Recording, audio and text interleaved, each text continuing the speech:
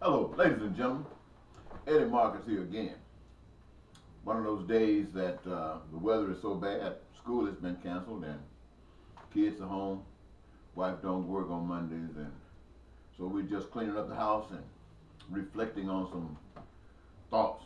That's what I'm doing, and naturally, my thoughts bring me to you.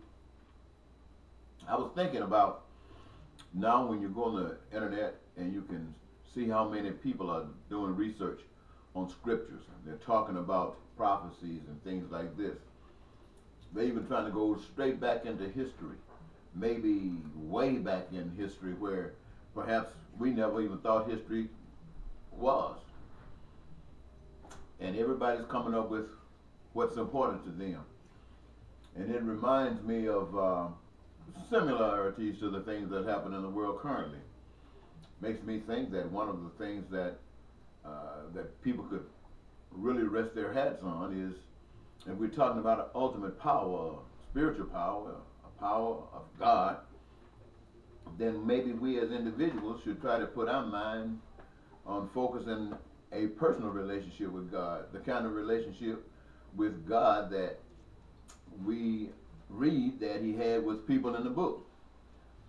With them have the same mindset of that if he can talk to the people in the book and it's God, then he should be able to talk to you. And you should turn on your receiver so that perhaps you can pick up on some of those God channels. Now, this is some thoughts that I have, because I think about the world that we live in. I mean, the world that we truly live in. And we don't have what we say we want. We have I guess I would basically say that to the extent that we want our dreams to come true, we can say that all is fake. And it keeps the public, you and I, from receiving or experiencing our personal freedoms, our personal peace and prosperity and joy and happiness in our lives. That I'm sure and certain that every last human being wants. Now how they get that, I'm sure also that they have a different thousand reasons of how to do that, and it never gets there. It's like every religious order. You know, you got Catholicism, you got Protestantism, and they don't they don't concur, and they're both about what we as people have been led to believe, the same God. We have Protestant broken down into groups like the Methodists, the Baptists, the Church of God in Christ, and so many others. Also to include Buddha and Confucius and all those other different groups. In reality, each one actually pushes his own philosophy about what it is about, and they convince themselves that it is the only way, and all these other ways are just crippled deceptions. And they admonish each other not to be trusting in these other institutions. And so at the end of the day, you ask yourselves, which of these groups would offer an opportunity for you to receive those dreams? Well, you ask yourself which one is bringing an avenue, opening up an avenue that leads to those dreams, and you couldn't tap out on not a single one. Same thing happened with politics. You're talking about in America, Republicans and Democrats. Each declares that their way is the best way. Or democracy compared to communism and socialism, all of them, they declare that they're the best way. But if you ask yourself, which of these ways open up doors for you to receive your freedom? And neither of them, not a single one. And you ask yourself, well, if this is the result, and we all want something that's different, then why don't we have it, or why don't we try to strive toward receiving it? And to that I'd have to answer that the people of these countries are the same kind of people. We talk about the Jews that were slaughtered in Germany some years ago. We talk about how foolish they were, or we talk about how the North Korean people are, or how the people of China are, or the Russian people, and each nation, if you want to go that far, think that their nation is better than other nations, when in reality we all act the same. So there really is no difference in any people anywhere. We are all caught up in a bondage. We're all caught up in a prison, and each claiming to be better off than the other. Now, for me, I have thought and ascertained through my thinking that our dreams are very important to us, and only way I can see that happening is if we, the individuals, decide to make the move that would accomplish that. And in order to do that, as far as I can see, I don't know what anyone else is thinking, but as far as I can see, is that we have to and should claim all of the resources on the face of the earth as belonging to the human race. Not to any particular government, not to any particular system, but to the human race. All of it belongs to the human race, since no human being made it. No human being made all the resources of the earth, that's in the earth, on the earth, or above the earth. That's a given, just like the earth is. So who can claim it? Or who would claim it? And if somebody claim it, who would let them get away with it? Well, we know what's happening. But if we want to change things, then we're going to have to address these particulars. So I say, you can tell people that's deceiving, they lie, they cheat, they steal, they kill, they end up terrorizing, they end up going into war. And so this is, to me, is a sign of all that that destroys, or in the basket that destroys the peace and the prosperity and the freedom that we all say we want. And if we're going to do these things, having recognized that everything came from a power outside of ourselves and we want to claim ownership to it, then the way in order for our dreams to come true actually is to do unto others as we'd have others to do unto us. And we could pay major focus on the things that are common amongst us for survival, like food and clothing and shelter and education. And we know that since each of us require these things, then each of us should actually play a role in the production thereof. That means having a job. And if you don't want to call it a job, call it a career. But not just any career, but something of your own choosing. And I'm sure that there's something in each of us that we love doing more than anything else. When we get a chance to do it, we don't really call it a job. We call it a dream come true. And so we can all guarantee to one another that we're going to access these resources for the benefit of our dream, for the benefit of our dreams being fulfilled. And if we guarantee it to each other, then we're going to make sure that nothing comes in that would cause it to fall apart and not to happen. Now, people talk about how would you do that? Well, some people talk about money, and you know money gonna always be a problem. Money is a problem today. Now I hear some people talking about some old kind of coin that's used on the internet. I don't have any information about that. But I'm sure if you use anything like that, it's gonna end up being just like money.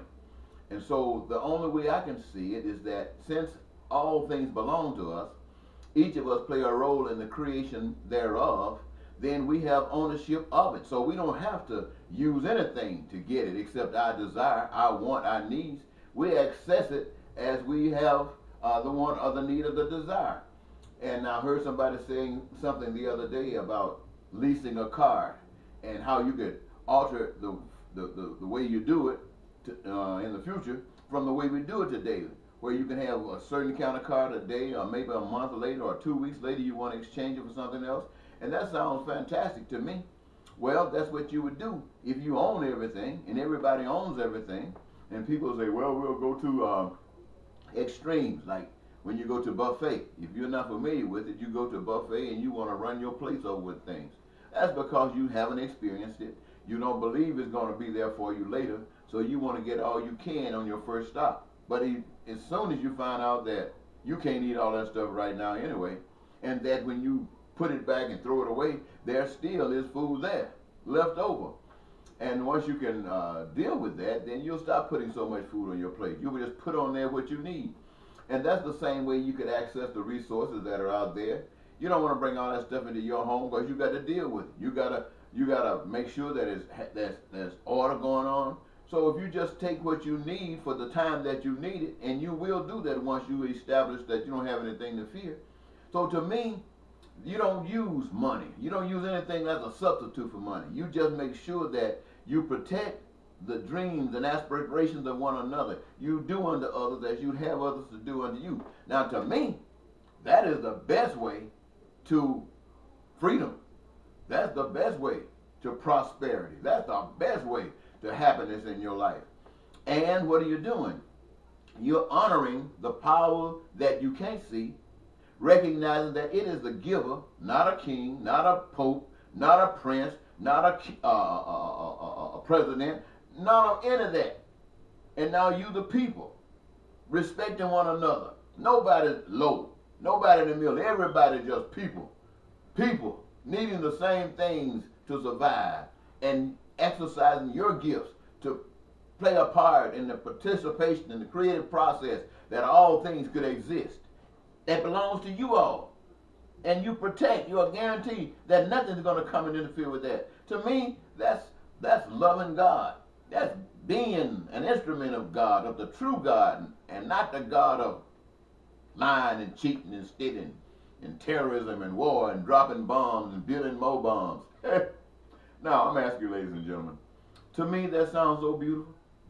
And I just find it very difficult to understand how other people can be so programmed in any kind of thing that would deny a process like this. I remember when I first came to Minnesota about 30-some years ago, and I preached the first message at a Baptist church. And the preacher says, well, I don't know what, I never heard you preach, so what are you going to tell the people? Write it out. I told him I didn't make that a practice, but since he required it, I would. And having done that, he read it, and I was talking sort of like I've been talking here today. He said if I delivered that message, that the people would run me out of the church.